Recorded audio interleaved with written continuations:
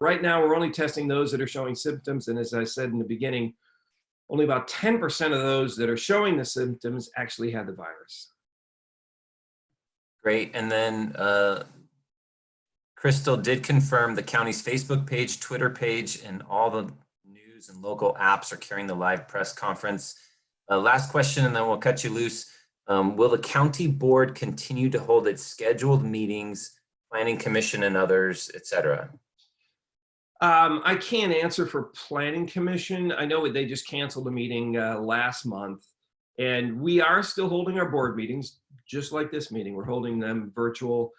We've scaled back quite a bit on the agenda items, are primarily focused on the virus and any business we absolutely have to do to get done. But we are still doing them, but they're virtual. And unfortunately, I think in the last meeting, which was the first virtual one we did, we were not able to, we didn't do a very good job as far as the public input. People on their cell phones and people at different platforms and using different types of technology. We didn't get that all synced up as best as we could, but I think things are getting better and people are learning to do that better. So yes, the county is still having the board meetings for now. The other planning commission and other meetings, just you're gonna have to check in on day-to-day basis, or what the day before, I guess, the meeting's gonna be held to ensure it's gonna happen. Okay, last one I'll give to you. Is there any idea about how a decision to lift the stay-at-home order will be made? My guess, this is not my decision, it's not solely, it's going to be when the curve flattens out. It's going to be when the curve flattens out and shows, it's just not an anomaly, but, a steady pace and flattening out. And unfortunately, our numbers aren't overly dramatic. They're still bad, but they're still going up. And once that flattens out, then, it's up to us, really, as to how soon that happens. Because I get that everybody asks, well, when are we going to get done? When are we going to be out of this? Because everybody, I think, wants to get back to work and be productive. But it's really up to us and how we manage the social distancing, how we adapt to that. And quite frankly, from what I've seen, we're doing a good job. But when that curve flattens out and stays steady, or in a downward slide, then I think we might be able to lift it, but that's the only time I can see that happen. Well, thank you. Thank you very much for taking your time to be with us today. I know you have a very busy schedule. I'm gonna go ahead and put you back on mute, and we're gonna move to our next speaker. Thank you. Sorry, go ahead and say that last thing again, Jim. Goodbye, and thank you. And Levin, wash your hands. Okay. All right, our next speaker, excuse me, is our state senator, Patricia Bates, and she is joining us from a cell phone. So you're not gonna be able to see her as much, but I have unmuted our senator. Senator Bates, thank you for joining us. Great to be here. I wish I was really here. Can you hear me? Yes, we can. You're coming through perfect, and go ahead. Well, thank you guys for the opportunity to provide you an update on how we're faring in the 36th Senate District with the pandemic challenge. I'm on a cell phone rather than the video. I didn't trust my own technology skills to Zoom. I tried it the other day with another conference, and it didn't work for me, so I thought I better go this way. As you know, the Senate district that I represent covers South Orange County and North San Diego County. So with regard to the virus, I'll give you a quick overview on the health situation in the two counties. The total of individuals testing positive, and that's for the two counties in total. The numbers that I have from Monday and Tuesday, 3:30 and 3:31 approximately. San Diego was about 519 cases. I know that's gone up. I didn't catch the numbers for late last night. Orange County is up, and those do increase daily as we have more testing. And I heard Supervisor Desmond speak about the testing, getting more and more tested so we know where the contagion really is focused, and most virulent is really helpful, but the testing remains a challenge in terms of getting the labs online and the ability to do faster testing. Some of the laboratories are coming up with new procedures to do that, and that's really in the weeds. I won't go there, but we can get you specific information that we're getting through our conference calls with the Office of Emergency Services at the state. They gave us some updates yesterday, and we're supposed to get another one today. Based on the numbers I've received from our daily Orange County briefings, yesterday Orange County had increased its testing. We're approaching 6,000, and I heard Jim say that San Diego is quite ahead with close to 10,000. Which accounts for the increase in the number of cases that are reporting positive, as you would imagine, because we're testing more people. On the city front, in the district, there are a total of 13 cities in the 36th Senate District. 9 of those are in Orange County. We have 4 in North San Diego County. The total count of those testing positive in the district stretching from South Orange County to North San Diego is about 150. The highest count in the cities in Orange County are San Clemente. It had 20. Laguna Niguel is at 16, and it grew about 2 or 3 in the last 2 days. But we do border Laguna Beach. Laguna Beach is not in the district, but again, it's a coastal city. It was registering at 22. So we kind of share a little bit of those numbers and the impacts that we have, and probably the reasons for the numbers going up. Highest in San Diego, part of the district, was Carlsbad at 27, Encinitas at 20, and Oceanside at 17. Again, you see this in the coastal cities in the 36th Senate District, where we have a larger number compared to our inland cities. My thought, which may or may not be right, but I thought, well, at the coast, on the coastal cities, we've had a lot more larger gatherings at the beginning of the pandemic with our hotels and our tourism, and that could account for the reason that we had more contagion going on in the early days of all of this, and now that's showing up through the testing. As you know, following the president's directive, Governor Newsom did extend the social distancing and the stay-at-home order to April 30th, and that is predicated based on the information I've received through my briefings at the state on projections of reaching the plateau, or as Jim said, the leveling out by mid-April, and seeing the beginning of a decline in the number tested positive. We'd have to be seeing a decline, and that would require a sustained reduction in new cases, and they're saying for at least 2 weeks before they would relax some of the restrictions that we have on non-essential businesses at the moment, and of course the stay-at-home directive and social distancing. It also will affect whether our legislative session 2020 can be reconvened. As you know, and may not, but the state legislature did recess until April 13th. We heard the governor saying April 17th. So right now we're working towards April 13th or April 17th, but it's pretty sure after the April 30th deadline that was set for the stay-at-home directive by the president and our governor, we really don't have any confirmation on a new date that we'll be back in session to conduct the legislative business for this session. Before the recess, we did pass 2 bipartisan measures, and of course, high priority was to ensure our public schools had the funding for a full school year. And we did a $1 billion appropriation for healthcare needs, in particular hospital equipment and the homeless relocation to shelters, hotels, and motels. The money going to purchase contract with them, and that was very essential. Since then, the necessary government actions, I think, that you're aware of that have been issued through governor's executive orders. He's addressed a number of issues, such as the prohibition of evictions. You heard Jim speak a little bit of that. And most recently, one affecting all of us in the business community, all of you certainly, on March 30th, the governor signed an executive order that provides some relief for small business.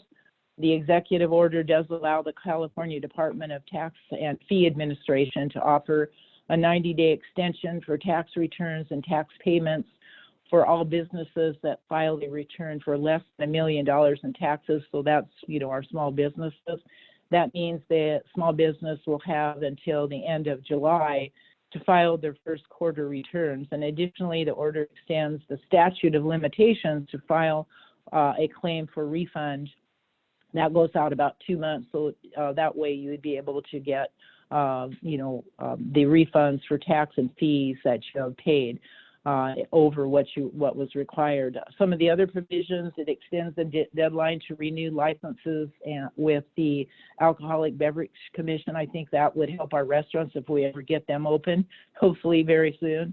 60-day extension on professional business licenses and work permits, and a payment of annual fees to renew those licenses for professionals. There's also a waiver of continuing education requirements for some professions.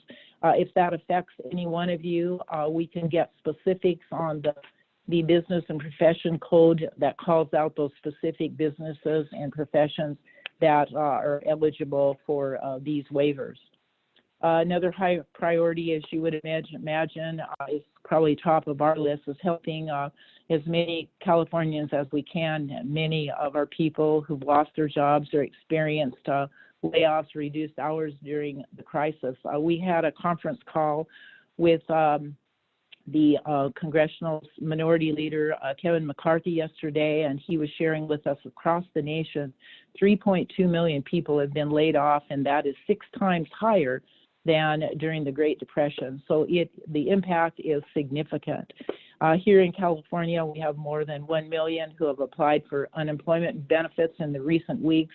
And as you can imagine, and I think many of our employees who are experiencing this have felt the pain, because the Employment Development Department, EDD, they've been overwhelmed by the new caseload, and the governor has been working really hard to accommodate that surge, including reassigning personnel from other state agencies, and that required kind of relaxing some of the requirements for those kinds of job transfers.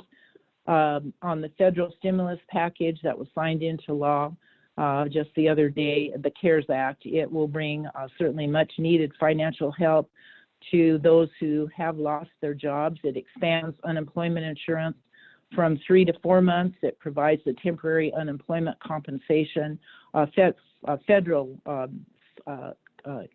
benefit of $600 per week, and that brings California's maximum weekly benefit to over $1,000. So that should help in terms of meeting payments. I'm thinking those who have mortgages and are involved can apply for this. That certainly helps meet, our basic living needs and certainly all of our mortgage payments, et cetera, for some, not for all. Additionally, part-time, those who are part-time employed, self-employed, and the gig economy workers are also now eligible to access these unemployment benefits. Probably one of the most important components of the CARES bill package, I believe, is the one that helps small business, is the Paycheck Protection Program for forgivable loans. I did send you some information to cover that. It's $350 billion that's provided in the program. The loans that will cover business costs will be forgiven, and that would specifically address payments for payroll costs, payments on interest on mortgage. It doesn't include the principal, but the interest mortgage, and rent and utilities. And that document is provided by the National Federation of Independent Businesses. And I believe you have that document. Hopefully you got it from my staff. It is an excellent source. Other sources that will help our small business that have come online, the United States Chamber of Commerce helpful document is titled Coronavirus Emergency Loans. I provided the Chamber with this, and all of this information I'm sure you will share with your members. It lays out the eligibility requirements for how much you can borrow and other program items. I also provided 2 other documents that from the U.S. Chamber. It's COVID-19 Small Business Relief Q&A and the Small Business Owner's Guide to the CARES Act.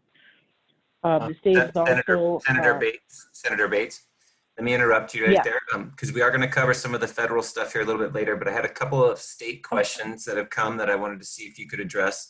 One question that popped up is, has there been any waiver of DMV deadlines? say that again. Has there been any waiver of DMV deadlines for the Department of Motor Vehicles?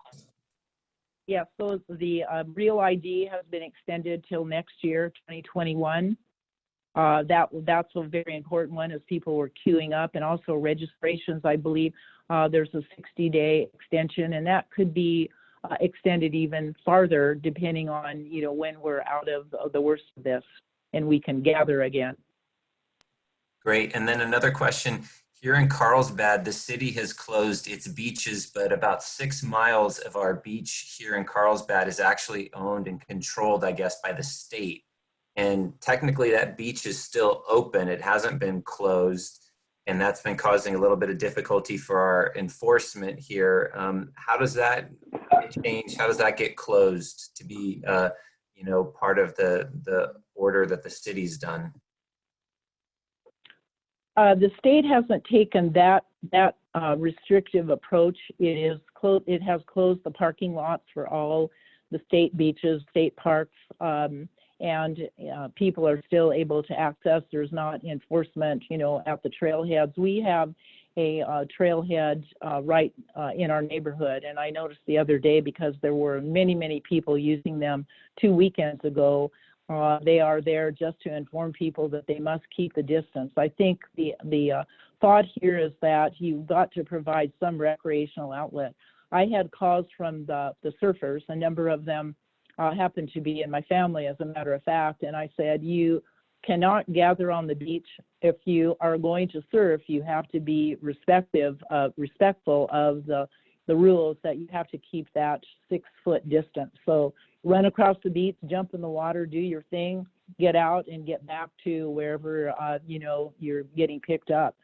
So there's been a little less restrictive on that to ensure that there is opportunities for getting out of your house. There was a discussion yesterday about the concern for some of the domestic violence issues which we have Child Protective Services and our social services agencies on alert, because these do increase when people don't have an opportunity to get out, move around, and kind of release the stress. So the attitude right now, I guess you'd say that the way we're looking at it is there has to be some outlet. If they don't obey the rules, I think that it will become more restrictive, and it's being, I think, kind of monitored in terms of the contagion spread and whether we're getting to that plateau or that flattening out. So right now the state is still in the same mode, and we haven't had a change. But like I said, we have daily briefings on things like this, and if there's a feeling that this is actually adding to the problem, then I think we'll see more enforcement. Well, thank you very much for joining us on the call this morning. I know you also have a busy schedule and you have other calls to jump on. We appreciate your time, and thank you for your leadership and sharing today. And we're going to go ahead and move to our next speaker. Thank you. Okay, give me a moment to switch speakers.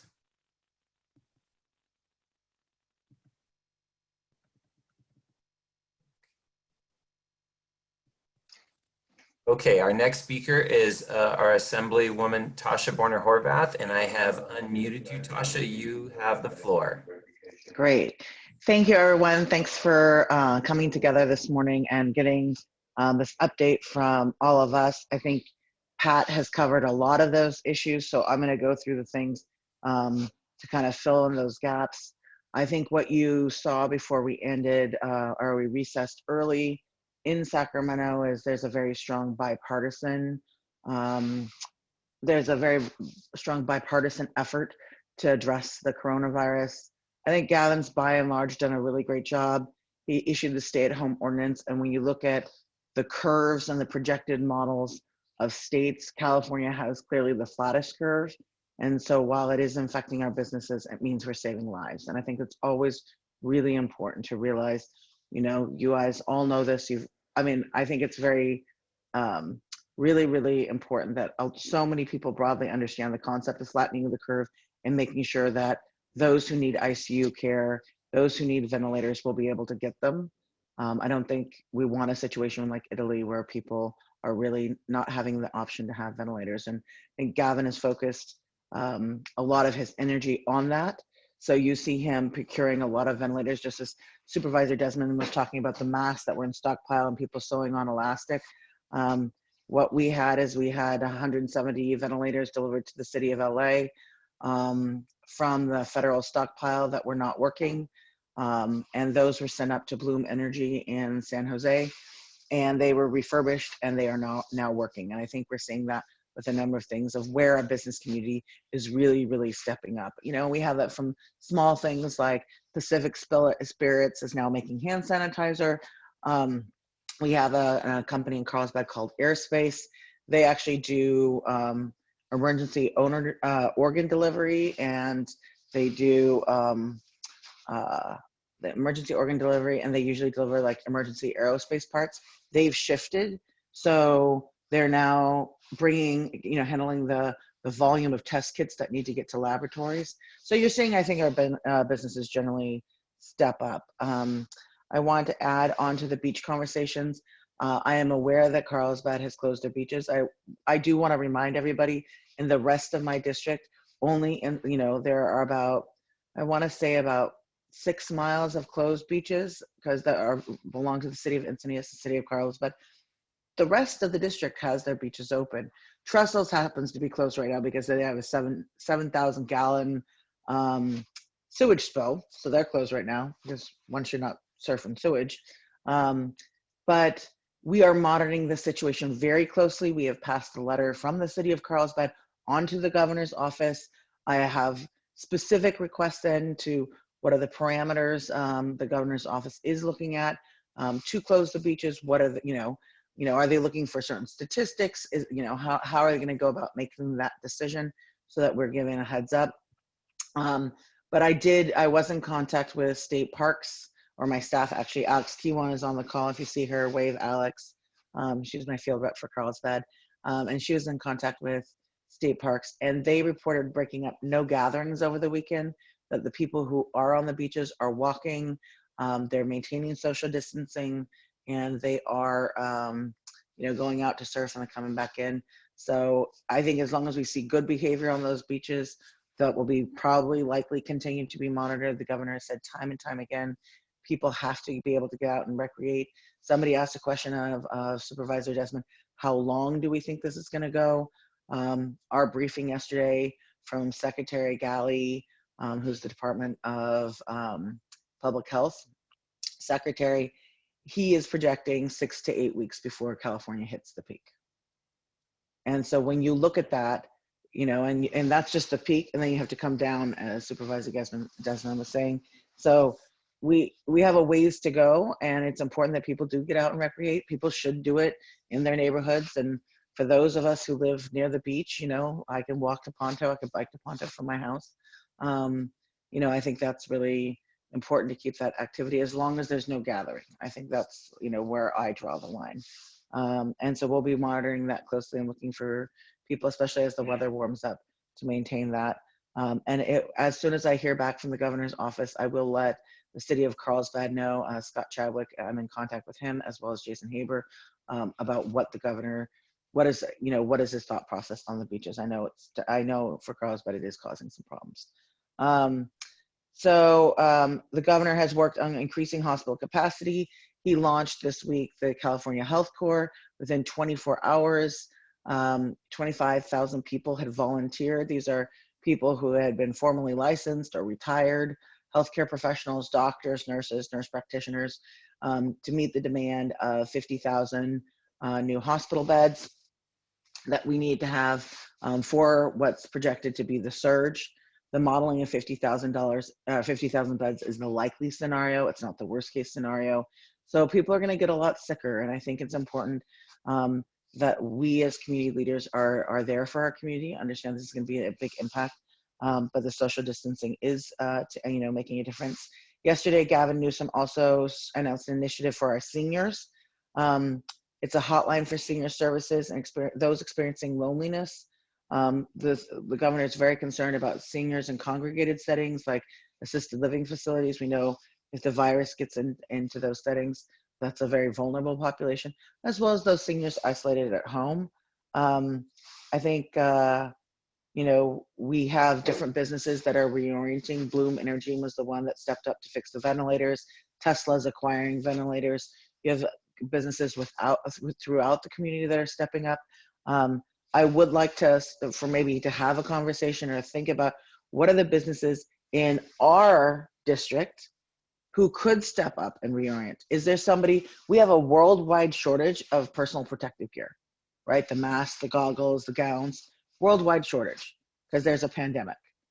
So what companies do we have in our district? I think we should be asking us, do we know somebody who is running a business that could do this? And reshifting. And you see this in LA a lot. The garment district is reorienting to create this PPE to make sure we have enough. And Gavin is requested from the federal government, I want to say over 1 billion masks. Half of that has been delivered, or a quarter of that has been delivered, so we're still waiting upon that. But let's think about what businesses are doing here that could reorient for this short time to really fight this virus together. And I think we have companies, as I said, like Airspace that are already doing that. Genentech is going into trials, I want to say this week. I don't know if it's in the Oceanside facility with Actemra. That is like a Tamiflu for the coronavirus. That would be a game changer in fighting this virus. And then I know Thermo Fisher in Carlsbad, they're working on diagnostics. Somebody had a question about diagnostics. The governor is trying to bring a lot of new diagnostics online. Right now, we are limited by the swabs and the reagents that are sent from the federal government. That's why Supervisor Desmond was talking about the testing and only testing those who are very sick. There's some Tasha, questions. Yeah. Tasha, can I interrupt you? Yeah, we have a couple of questions that popped up that we'd love for your take on.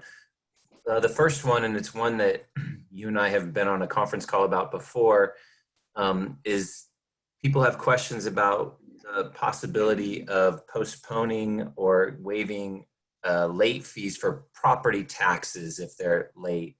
Sure. Is that something the state is involved in, or that should be the county, et cetera? Sure, that's a great question. So the county assessor has absolutely the ability to waive penalties and late fees. That's in statute. I've been on calls before where I've said that. They can't move the deadline, but if they by default say there's no penalties and fees until July 15th, then it's a de facto waiver of the deadline. That could be done by legislative action ex post facto, and I know my colleagues Autumn Burke and Phil Ting are going to be working on legislation to that effect when we come back into the session. I've personally sent a letter to our treasurer tax collector asking him for cases of commercial and residential property taxes to waive those penalties and fees. Thank you. Another question. Somebody put in the chat that they do know a company, or if they know a company that can shift and wants to help with the PPE gear. Yeah. Where do they send them? How do they connect them to the right people? Have them contact Alex Kiwan in my office. Alex.Kiwan, ALEX.Kiwan, KIWAN at asm.ca.gov, and we'll connect you to the right people. That's much appreciated. Excellent. And then another question that came up, and by the way, for those of you on the call, I have Alex's email. I can connect anybody on this call to Alex if you didn't jot down that email address. But another question that came up in the chat, is there any concern about having different policies for the beach in one city versus a beach in another, and the beach controlled by the state? Is there any concern about having different policies on that? I mean, I wouldn't say it's my policy on it. What I would say is The governor has been very clear that he wants to keep beaches open. We're trying to get specificity around enforcement, around and around if there's gatherings. And we're trying to collect that data to give to him, because if there is gatherings, that is absolutely a reason to close those state beaches. Those gatherings are not happening. The state lifeguards are not reporting up the hierarchy chain that's happening. And if the governor wants to keep them open for as long as possible, you know, that's his prerogative. He has closed all statewide beach parking lots. I saw enforcement when I checked them out regularly to see, is what I'm hearing from state parks actually what's going on the ground. So drove up to and biked up to South Palmetto and Carlsbad a couple days ago, and I saw, you know, there were law enforcement there, parked there, not letting people park. I think state parks was intending to reach out to the cities to maybe block off some of the neighborhood parking access to further that reduction. And I think their logic is, let's cut off the volume so that those who are using it responsibly can. And so I don't know if I've definitely forwarded on Carlsbad position to the governor's office. We are in conversations with the governor's office. I'm letting him know how my cities feel. I would say in my district, not all cities feel the same as Carlsbad. And so Oceanside, they're taking a similar approach to state parks. They've said, we're going to close beach parking lots. If we see gatherings, if we can't enforce, then we're going to close it. But that's their position as well. I do want to get to, I know beaches is a very big thing, but we're in the middle of a pandemic where lots of people will be infected. And I think there's a couple things on the relief side I do want to get in this last minute. Remember with, Jim Desmond mentioned the mortgages. Governor Newsom was able to negotiate with many of the mortgage banks on the personal mortgage side. Those still have to be negotiated with the individual banks. The banks voluntarily said that they would do not enforce mortgage payments and defer them. On the state did a residential tenant protection and eviction ban. That is not the same as a small business and commercial eviction ban. The county and state of Oceanside has done that commercial eviction ban. The state basically is banning the enforcement of evictions is what they're doing, which is kind of convenient because our courts are closed. So I'm not sure anybody can enforce an eviction ban anyways. But a tenant has to provide in writing, and they have to document that the loss of income is due to COVID-19. I think Jim brought up the whole commercial property mortgage thing. I am working with the Assembly banking chair. What we do need, if we're going to do a commercial eviction ban, we do need to make sure that commercial mortgages are deferred, and a balloon payment at the end, for example, would be if a commercial property owner does defer those or there's an eviction ban or does defer those rents, that they can add those on at the end. So it's the banking side and the finance side is a much more complex situation than I think one would automatically think. But I would like to be helpful. And if you have any further questions, please do let Alex know. I think there's lots of things that we could be doing to be supporting small businesses. And I'll say this one last thing in closing. I have 2 seconds left.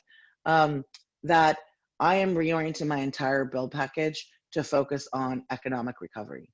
We know this is going to be putting us into a recession. I think we've made the calculation that saving lives is worth it. And so when we look at that, if you have ideas about what we could do to concretely from the state add stimulus to the economy once we get out of this first hump, which, the models I've seen have projected end of May, beginning of June as that timeline. Once we get out of that first hump, what are the things that we could do? I think I'd really be open to hearing that. You can also pass them on to Brett. He's part of my Jobs in the Economy Advisory Council, and we will be having those meetings to kind of brainstorm what do we need to do to really reinvigorate the economy after the coronavirus. So thank you so much for having me. Thank you so much for your time this morning. Much appreciated. And I'm going to go ahead and move to our next speaker, which is our our Congressman Mike Levin. Give me a second so I can unmute him. And while I'm switching over to Congressman Crystal, I can see that you're in the chat. There's a question that was raised that's kind of a county question about Airbnbs. If you wouldn't mind, if you feel confident answering that in the chat, that would be great. And I got your link that you gave me, and I'm going to unmute our congressman here. And again, if you guys are just joining us, I encourage you to put it in speaker view. That way, the person sharing would be kind of dominating your screen there. And Congressman Mike Levin, the floor is yours. Well, thank you and good morning. It's nice to see you all, at least virtually, and I hope everyone is staying healthy and safe. These are incredibly challenging times for our country and really for the entire world. The head of the UN just called it humanity's greatest challenge since World War II, and I think that's accurate. In the United States right now, you know, every morning I've been doing a series of these meetings, and every morning the numbers continue to get worse. There's now 188,000 confirmed cases with almost 4,000 deaths in the United States.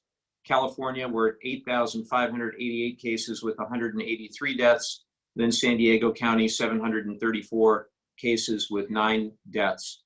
As we saw from the president yesterday, Dr. Fauci and Dr. Birx and others, and all the models that we are seeing in Congress suggest that April is going to be very tough.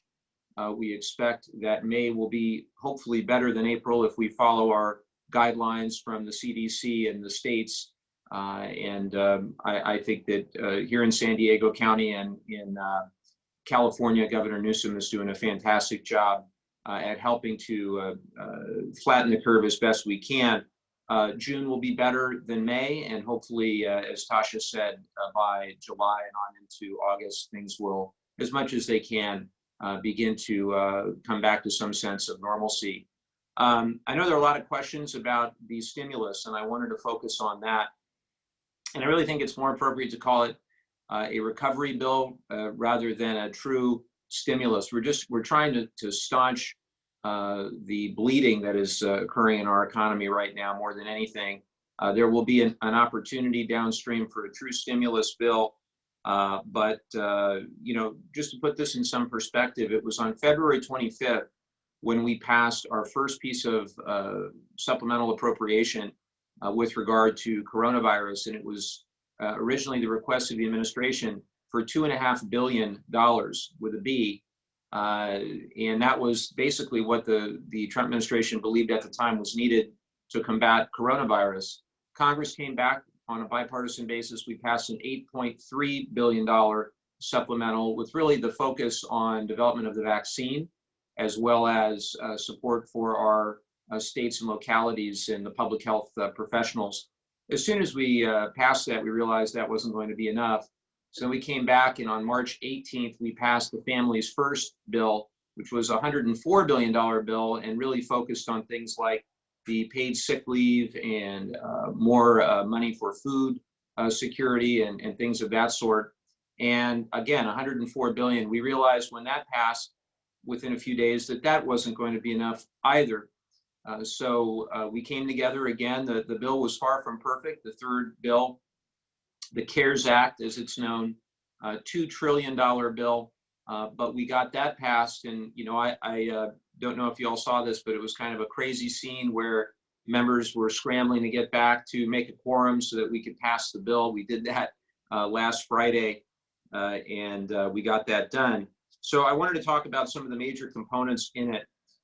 There is obviously simultaneously two crises going on in our country. There's the public health crisis, and then there's the economic crisis. And the bill tries to address both, the belief being that we can't really address the economic crisis until we get a handle on the public health crisis. So there's a ton of money in the bill for hospitals, for supplies for the strategic reserve, PPE, ventilators and masks and all the rest, along with additional funds to try to develop therapeutics and better diagnostics and vaccines. I've been in touch every day with CEOs and executives at companies throughout our region who are working tirelessly on either the development of the therapeutics, the diagnostics, or and the vaccines, or they're transitioning their workforce to make ventilators. Medical device companies are making ventilators, or drug companies are focused on, COVID-19 diagnostics. And in virtually all the cases, the companies are doing this at significant loss to their bottom line. So it's important that we remember that. I haven't encountered anybody who's trying to profiteer certainly off of this. Really critically important for members of the chamber is that there's a $350 billion program, the Paycheck Protection Program, which is squarely designed at small businesses of less than 500 people. And I thought I would briefly discuss some of the aspects of that program. Loans are designed through that program to cover payroll, mortgage and rent, healthcare benefits for employees, including paid sick leave. In some cases, they can also cover interest on other debts.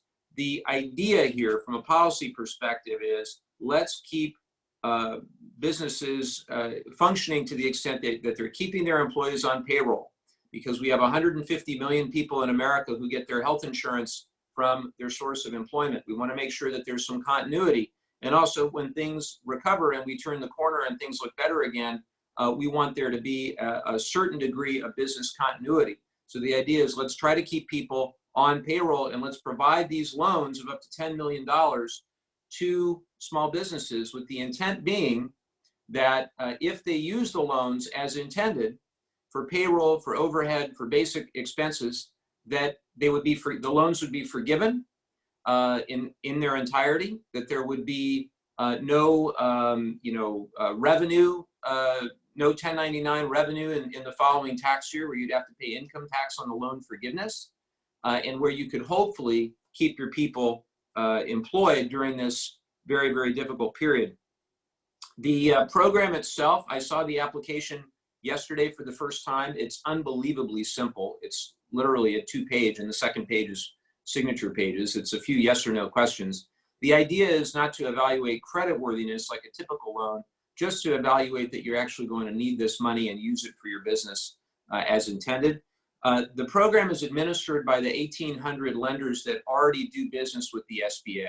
So hopefully everybody has a bank or a lender, and if you haven't been in touch with them, please get in touch with them. I know just as of yesterday, Torrey Pines Bank was already sending their small business customers more information on how to apply. Treasury Secretary Mnuchin said that the loans would be made available, the applications would be distributed this Friday. That's what the projection was. Now, this is a lot for the SBA to handle all at once. We've had daily calls with the SBA, and I think they're going to be working around the clock every day for the foreseeable future administering these loans. Again, the idea is they're supposed to be as easy as possible. Same day loan evaluation, very quick turnaround. The other thing you should know is the loans under the Paycheck Protection Program, they apply to costs incurred retroactively to February 15th. So one of the questions that we've got, and I'm going to have to hear from all of you to see how this works when you go and apply for these loans and get these loans, is if you have a business and you've let people go, as a hypothetical, since February 15, the idea is that you can rehire them and that you can get the retroactive amount that will be necessary to cover their costs from February 15th until the present period. The loan forgiveness includes payroll costs for individuals below $100,000 in annual income, mortgage and rent obligations, including interest, including utility.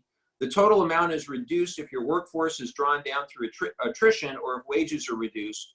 If you're forced to lay off employees because of economic conditions, you may be able to preserve some of your loan guarantee by hiring them back. Eligibility for loan forgiveness starts 8 weeks after the loan origination date. There's a maximum 10-year maturity after application for loan forgiveness, and the maximum interest rate, and this is in the law, so if anybody hears of anything squirrely going on, you've got to let us know. Maximum interest rate is 4%.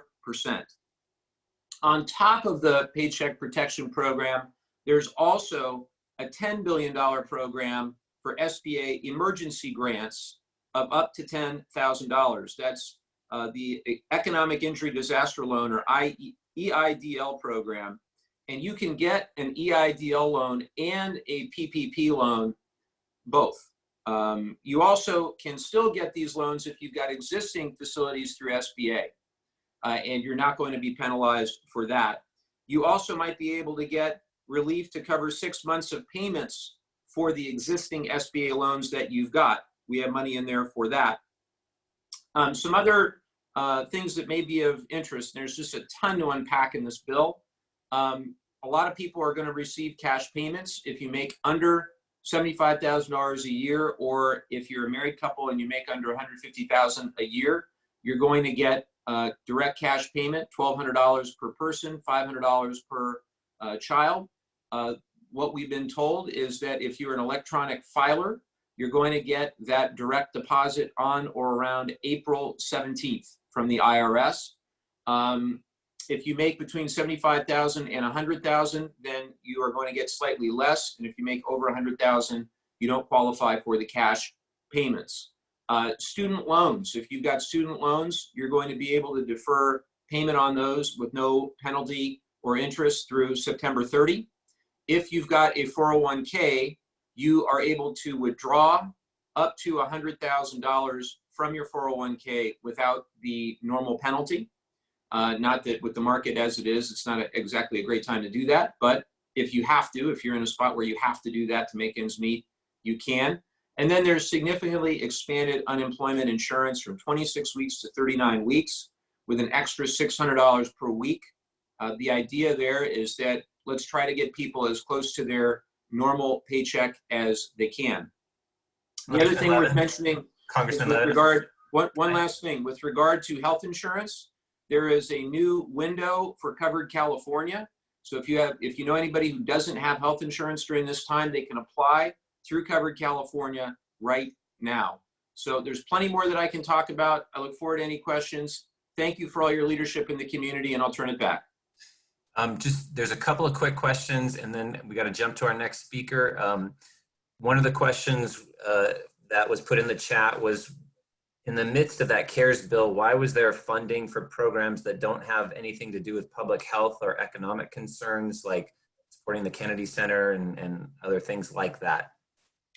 Well, because unfortunately, when you have a bill of that magnitude and you have 435 members of Congress, each of whom, whether they be Republicans or Democrats, who have their own pet interests, you're going to have things that aren't in the spirit of what we were trying to accomplish. What I can say is that the overall impact of this bill, I hope, is a very positive one. I think the good far outweighs the bad, and it's really not even close. And that's why, along with the president and Republicans and Democrats in Congress, we passed it overwhelmingly with really only one dissenting vote, and that was Tom Massey of Kentucky, who took it upon himself to make a show of it and call us all back to Washington to vote on it, despite the fact that many of my colleagues, frankly, were in health condition or at an age where they really shouldn't have done that. But look, no bill of that magnitude is going to be perfect. In this case, I felt, as did so many of my colleagues, that we couldn't allow the perfect to be the enemy of the necessary and the important. One more quick question. If somebody gets one of these loans and it's forgiven, will this have any effect on their credit score, credit rating in any way, shape, or form later?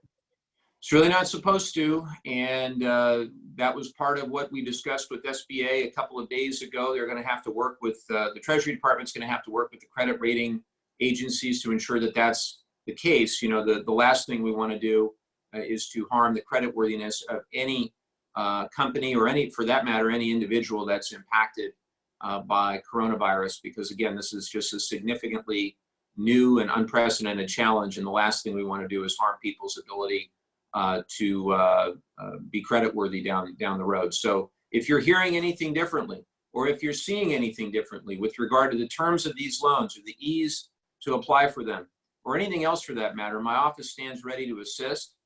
We've got our district office there in Oceanside, and I've tasked them with being experts at these SBA programs to assist your members. Thank you so much for your time and getting on here with us this morning. It's much appreciated, and for your efforts. I'm going to go ahead and move to our next speaker. So let's see here. Our next speaker is Mayor Matt Hall. Oh, I see. There he is. Okay, Mayor Matt, and again, if you have questions, please put them in the chat feature. And Mayor Matt Hall, you have the floor. Well, good morning, everyone. And I'd like to start off just by thanking the Chamber. I've been watching since 7:30, and there's been so much information given out to each of you. It's just probably one of the best sources I've seen so far. To jump right into it, Carlsbad has been preparing for this since probably early January. That's where it first came up on our radar. And David Harrison, who's in charge of our emergency preparedness, has been watching this for quite some time.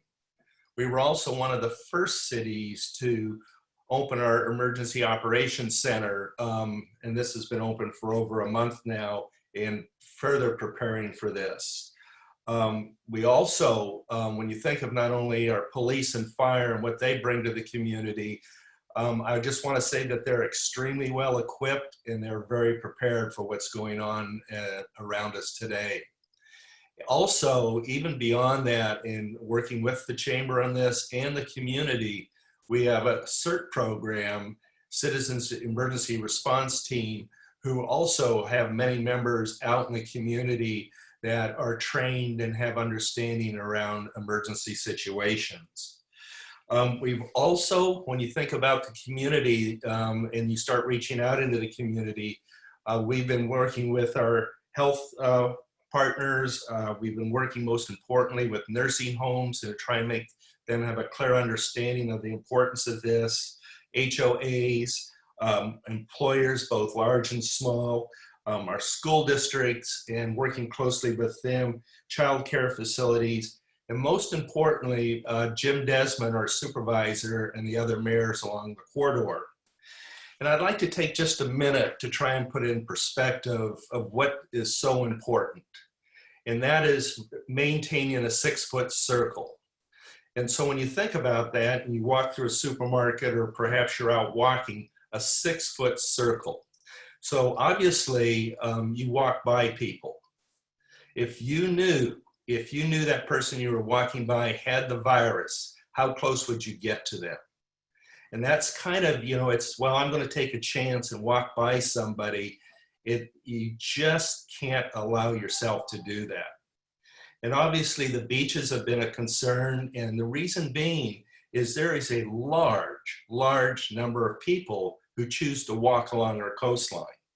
And when you think of our coastline and the actual parameters, from Oak Street to Tamarack, the beach or the upper walkway is less than 6 feet wide. So many people walk with their spouse. So as people walk by one another, there is a moment in time that you're well within 6 feet.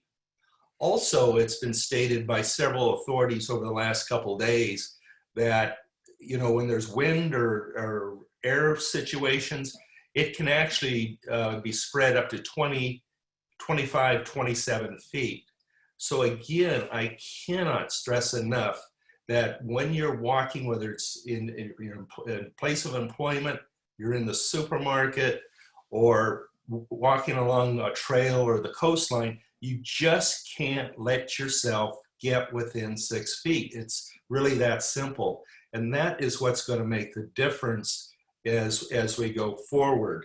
I also want to thank the Chamber and all the business community. We have several different companies, and I'm not going to be able to name them all, but that are working to either help test the virus or create vaccines or other things to help get us through this. Argonaut has been manufacturing, is working towards a vaccine. Genmark is working towards testing within 2 hours. Thermo Fisher is producing test kits. Viasat is promising to keep internet at high speed. Medtronic has increased their production of ventilators by 3 times. So as we move forward, what's really going to make the difference is all of us working together. One of the criticisms that I have received, and probably more so than anything else, is our coastline and our inability to maintain a 6 foot distance. And that doesn't mean just when you're chatting in a group. That means at all times, under no situation should you put yourself within 6 feet. So that's kind of been the conversation between some of our local officials, state parks, and the governor's office, trying to make sure that we don't create situations where we're almost compelled to walk in close distances. And there's several areas along our coastline that's that way. One of the things that'll be on our upcoming agenda is putting an ad hoc committee together to work with the chamber and the Village Merchants Association.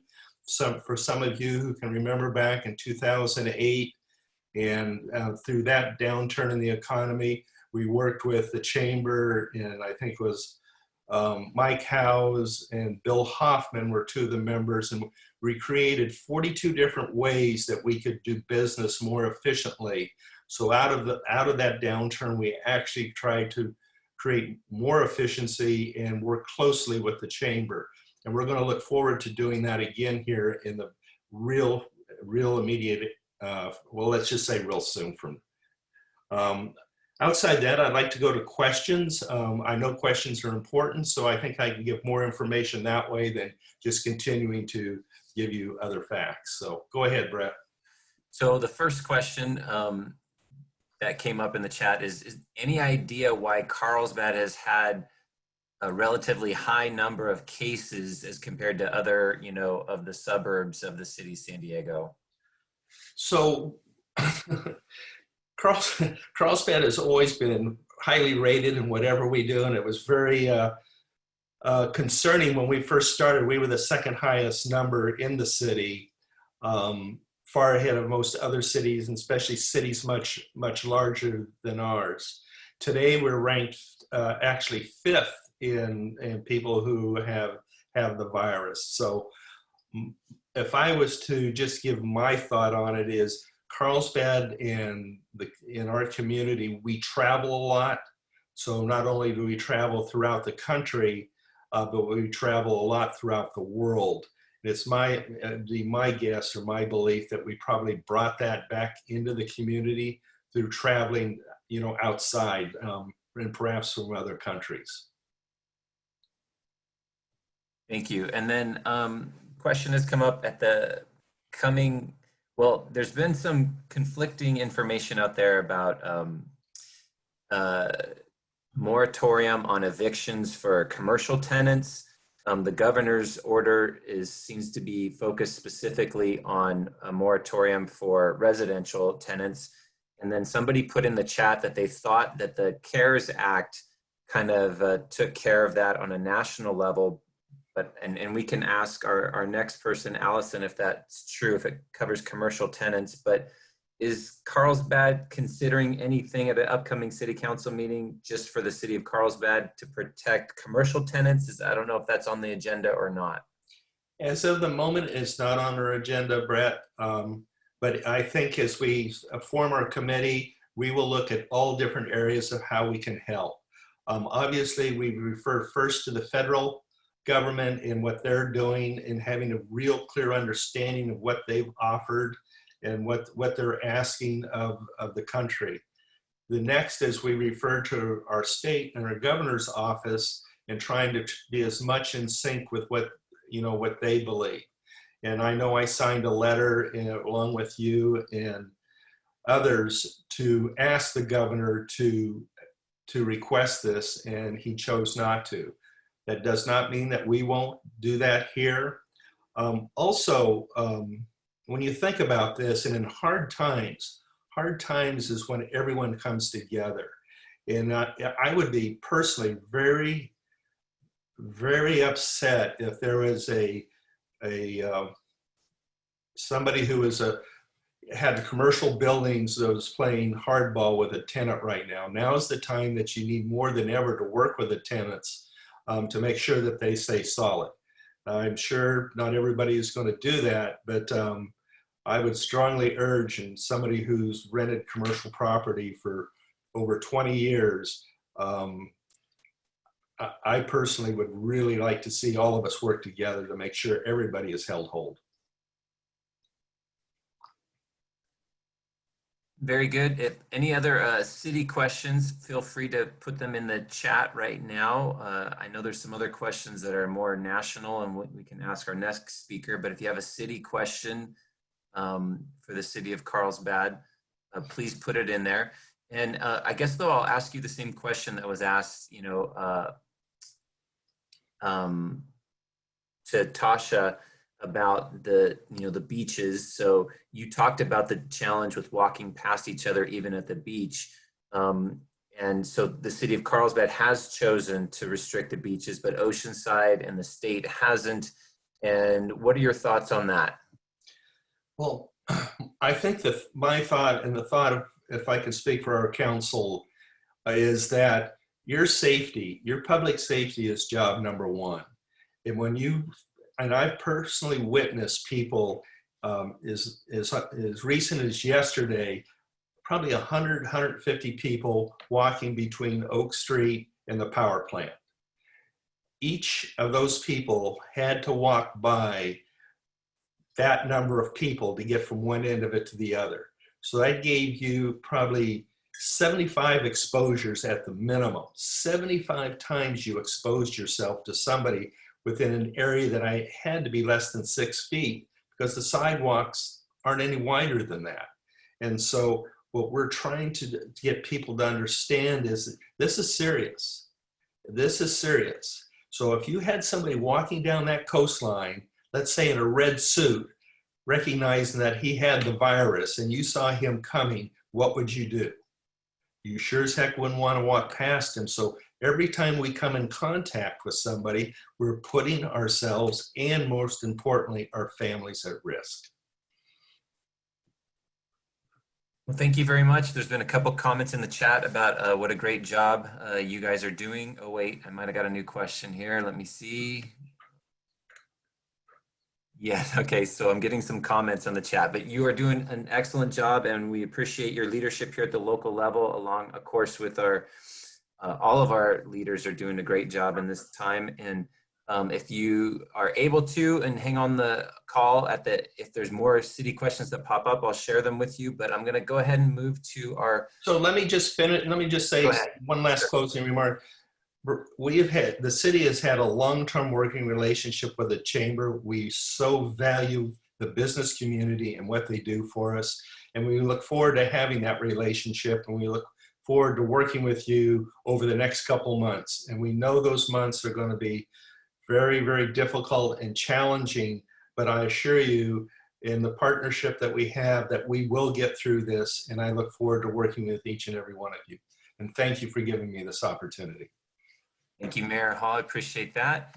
So our last speaker for today is Allison Dembeck, and I'm going to unmute you here, Allison. Allison is the lead lobbyist at the U.S. Chamber for COVID-19. And Allison, I think you're joining us from the East Coast. Is that correct? I am. I'm in DC. Yes. Well, thank you for joining us. And if you don't mind, I would like, there's a couple of questions that popped up related to the CARES. If I could just kind of start with asking you those, and then of course you can take them wherever they lead. Sure. So the first question that came up in the chat was earlier on when one of the other speakers was speaking.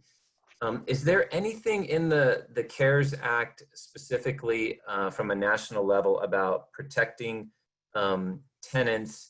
And if that is the tenants just residential, or is it residential and commercial? Somebody put in the chat that there's a 120-day prohibition against evictions.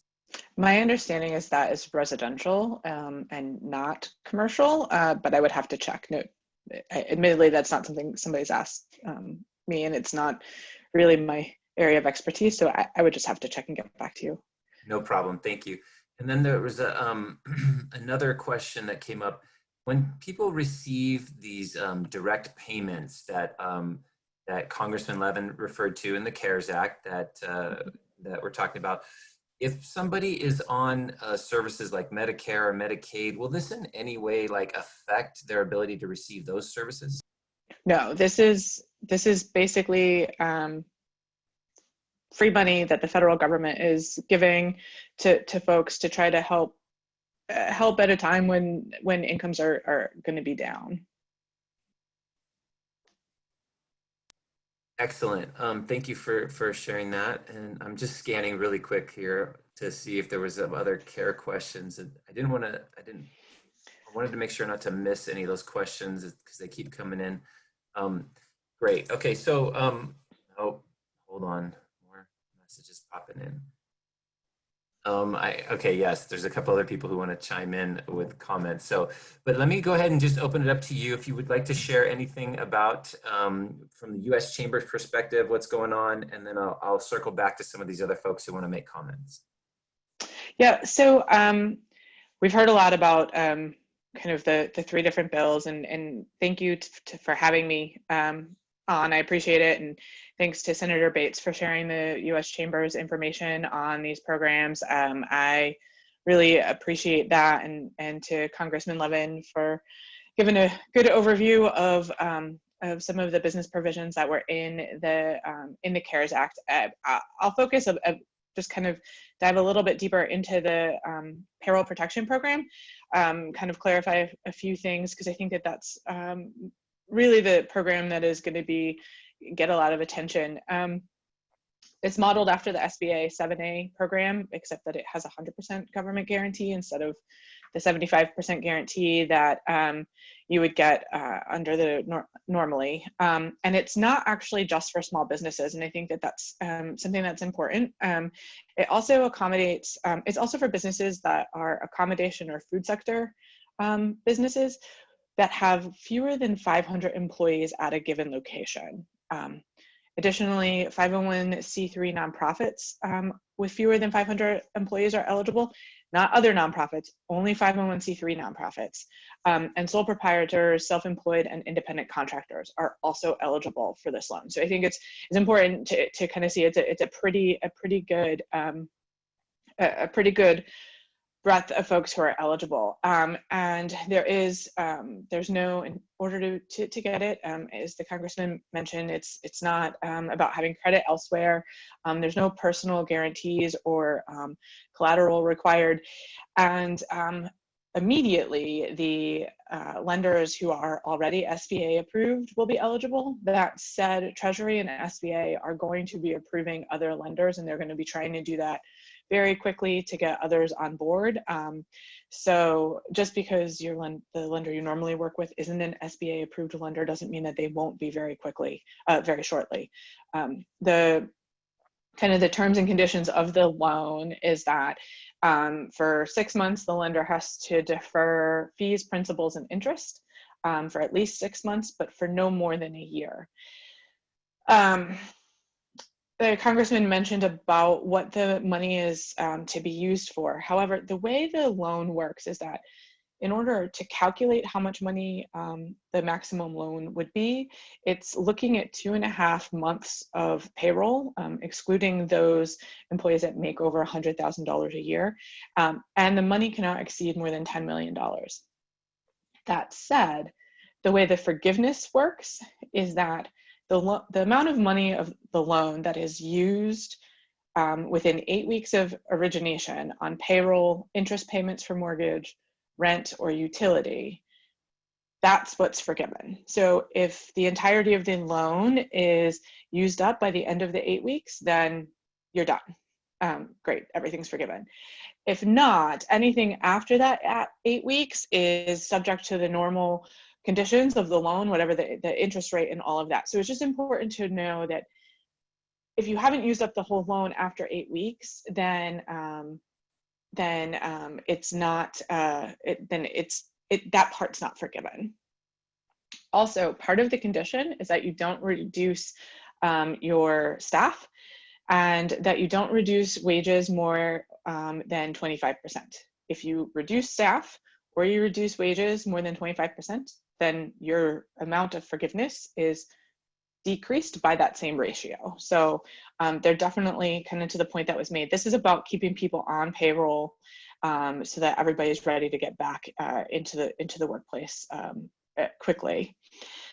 Now, the other set of loans, the economic injury disaster loans, those, unlike the PPP loans, which you apply through your lender, the EIDLs, you apply through the SBA directly.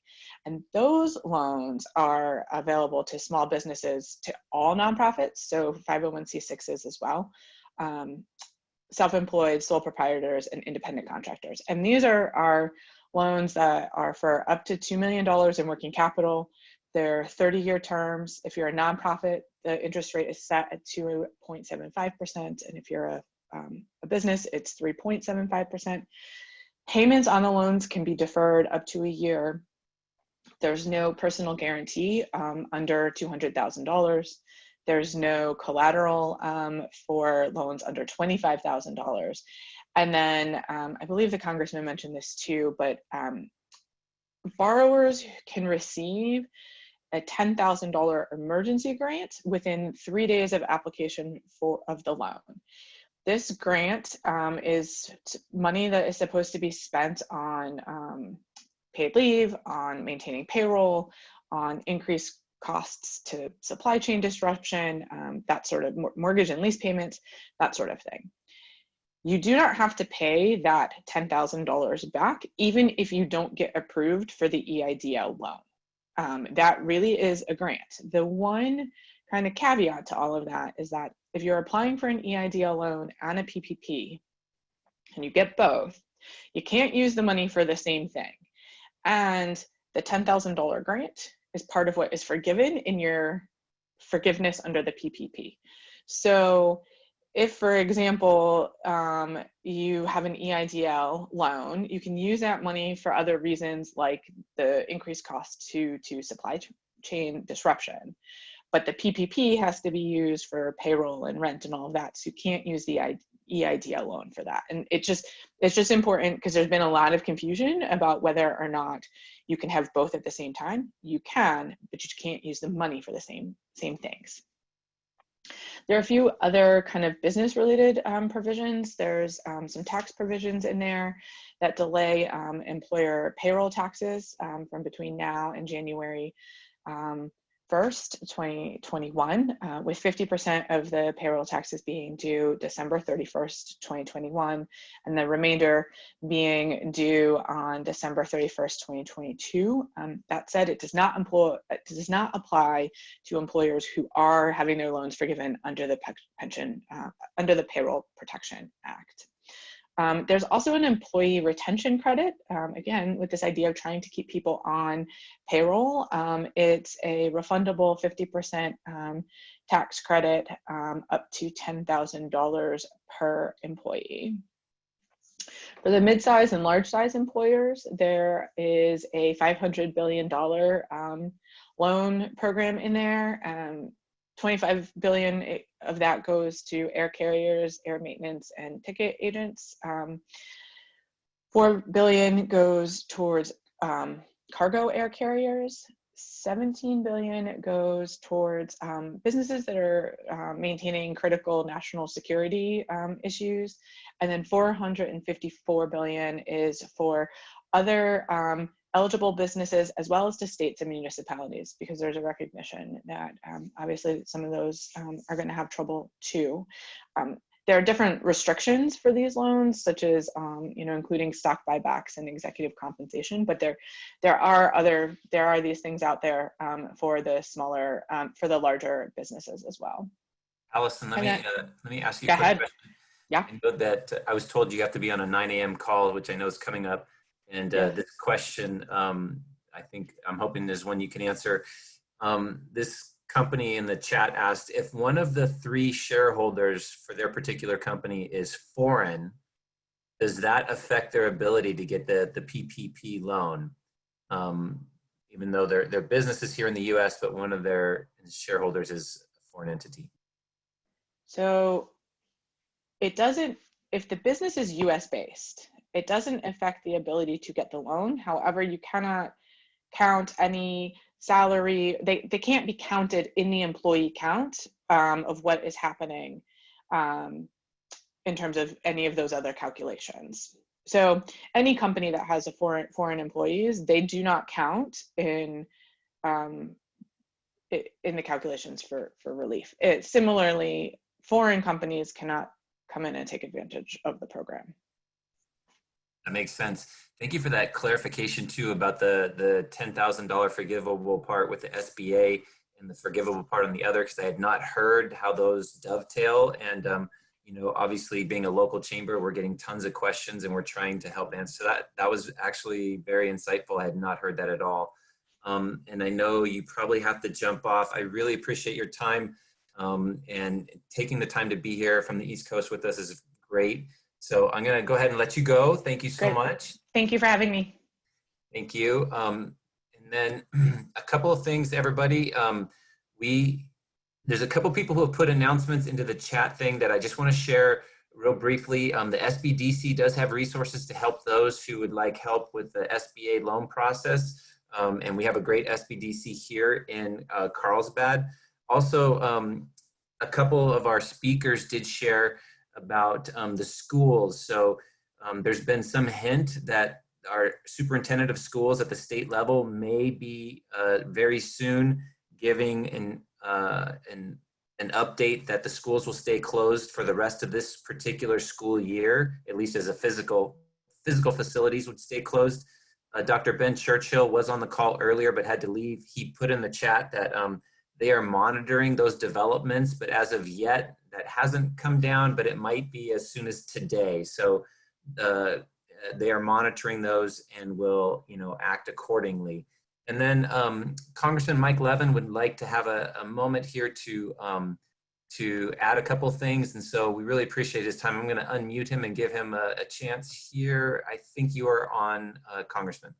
Thank you. Well, Allison actually did a really good job of answering what I was hoping to say, which is, you know, the way this was designed, the PPP program, we were looking at the summer, knowing that there would be significant discontinuity to businesses in April and in May, and probably that in June, things, hopefully, knock wood, things will begin to get back on track, and then on into July.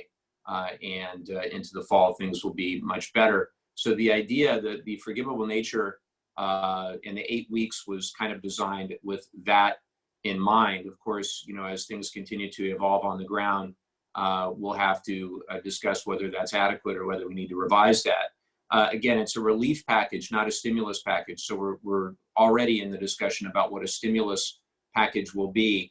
I just want to, again, reiterate that if you are seeing administrative issues out there with regard to how these loans are being administered by lenders, or whether it be the way that the cash payments are getting to your employees, please let us know that on the ground so that we can go back to the respective agencies in Washington and make sure that things are being administered properly. The one other thing I'll say is, you know, Allison said the term free money. And it's not free money. We're probably going to be increasing our debt as a result of this to $29 trillion. It's the projection I just saw. And, you know, the reality is we in Congress were faced with two bad options. Option number one, don't do anything, allow the economy to tank, you know, allow the collapse of American businesses, don't help workers in desperate need of distress. That clearly was not an acceptable option. So we decided that we needed to do something big to try to, again, staunch the bleeding and try to keep things going as best as possible. We're very likely going to need a stimulus down the road to continue to keep things moving in a positive direction. But that means that this year, our deficit to GDP ratio will be the highest it's ever been. The highest on record was 9.8%. We're going to blow through that. And so just keep in mind that, you know, unfortunately, over the last few years, we added $3 trillion to the debt. I wish we hadn't done that. Our deficit was already projected to be $1.1 trillion this year. It's going to be several times higher than that. But we're really left with no good options here. We're going to have to, when we finally do get back on track and the economy begins to pick up again, we better have a serious discussion about revenue and about spending in this country. So I'll leave it with that. I think all of the work of all of our local businesses, as Mayor Hall said, they're doing an amazing job. Grateful for his leadership, and for everybody here at the Chamber. Let us know how we can help. Thank you, Congressman.